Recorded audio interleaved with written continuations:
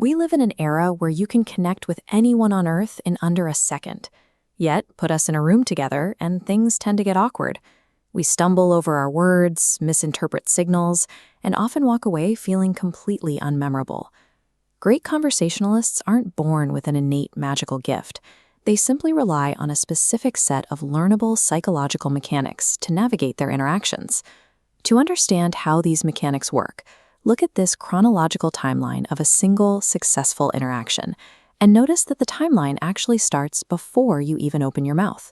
This brings us to the first technique, without saying. Psychology dictates your critical impression is locked in during the first 7 seconds of an encounter. People read your physical presence long before they hear your voice. That presence doesn't look exactly the same for everyone. An expansive, high-energy presence communicates immediate confidence, while a grounded, stoic posture projects quiet authority. Both are effective ways to communicate silently. There's a physiological science behind this. Maintaining eye contact for about 50 Hearing your own name creates an immediate, highly personalized spike in positive attention. But grabbing attention is only the first step. To maintain it, you have to apply the level down principle. True connection requires meeting someone exactly where they are, both physically and psychologically. Imagine a mother frustrated that her child is crying in a brightly colored toy store. If she were to drop down to the child's perspective, she wouldn't see toys. She would see a terrifying forest of adult legs. Adult interactions operate on the same principle. Master communicators don't force their audience to climb up to their level. They adjust their vocabulary, their tone, and their cultural references to match the specific person standing in front of them. You see this constantly in effective leadership. Whether it's a political figure shifting their rhetoric for a younger demographic, or a spiritual guide using modern analogies, they are actively matching the reality of their listeners. You cannot pull someone into your reality until you first prove that you understand theirs. As the ice breaks, our timeline moves into the rhythm of speech.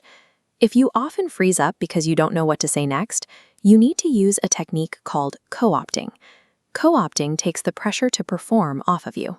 You simply listen for a key phrase in the other person's sentence, repeat it back to them, and attach a related thought or question.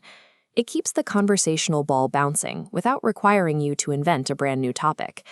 How you return that volley matters just as much as what you say.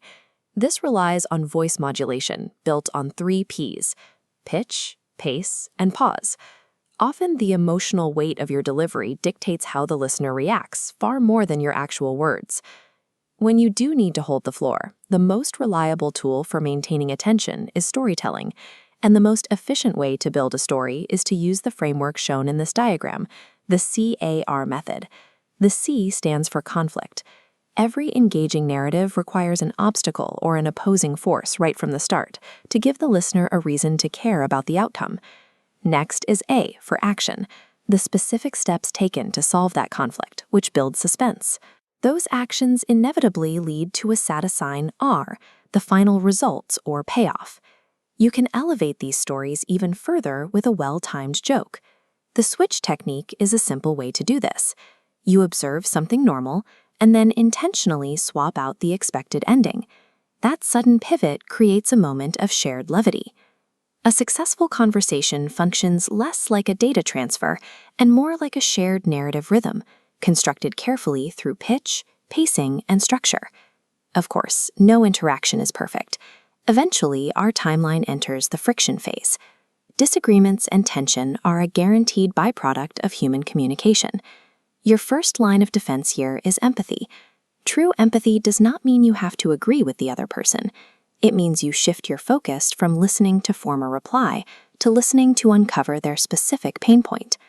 But if an argument escalates into active hostility, you need to deploy the broken record technique. Instead of taking the bait, you calmly and cleanly repeat your core boundary. You don't add new emotional baggage, you don't justify your position or mirror their anger. You just repeat the standard. Interpersonal friction is normal. It will only break a connection if you allow your ego to hijack the interaction. Reaching the end of the timeline reveals that these individual tactics don't function in isolation. For them to feel genuine rather than calculated, they require a central system of regulation, emotional intelligence. We currently operate in an environment designed for speed, where delays are often treated as failures. This creates a habit operating on the path shown in this flowchart, the 2P model: we panic and proceed. Compare that to the 4P model of intentional communication: pause, process, plan, and proceed. It replaces rapid reaction with a measured response. That initial pause is the most important step. It buys you the critical fraction of a second needed to digest the context, recognize your own biases, and select the correct conversational tool from the timeline. Magnetic communicators aren't necessarily the loudest people in the room. They simply have the internal discipline to stop reacting to the world and start intentionally responding to it.